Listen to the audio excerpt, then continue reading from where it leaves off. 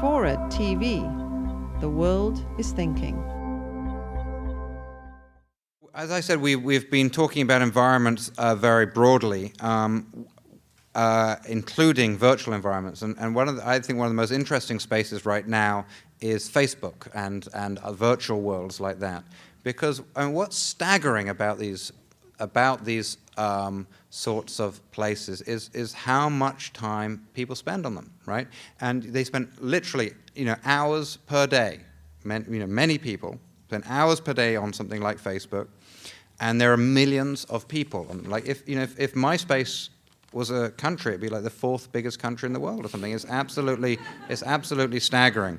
And I think there's so much interesting stuff going on there, and you wouldn't know it. It looks trivial, right? If you look at the conversations people have there, it's like, hey, what's going on? Oh, not much. What's going on with you? Oh, good.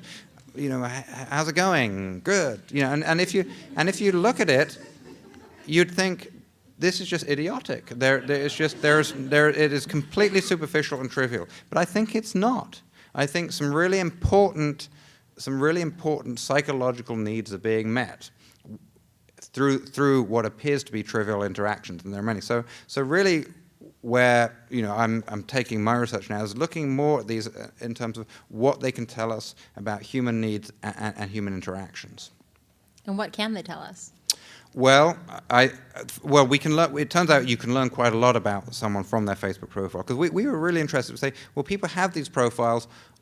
What is it they're doing? Are they just trying to portray themselves as they'd really like to be, or are they just interacting? I mean, is it more like we did some research before on people's websites, saying where people really project where they have the opportunity to project how they want to be. Well, are people with their Facebook profile trying to project an ideal self, or are they just hanging out? Is it more like the telephone, just a medium of communication?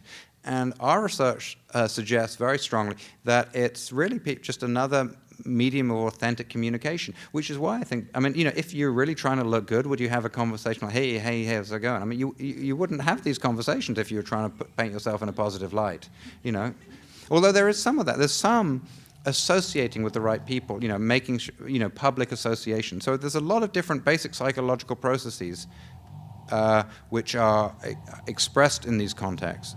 But an interesting thing is that people don't really know. We ask people, how do you think you're viewed on the basis of your Facebook profile?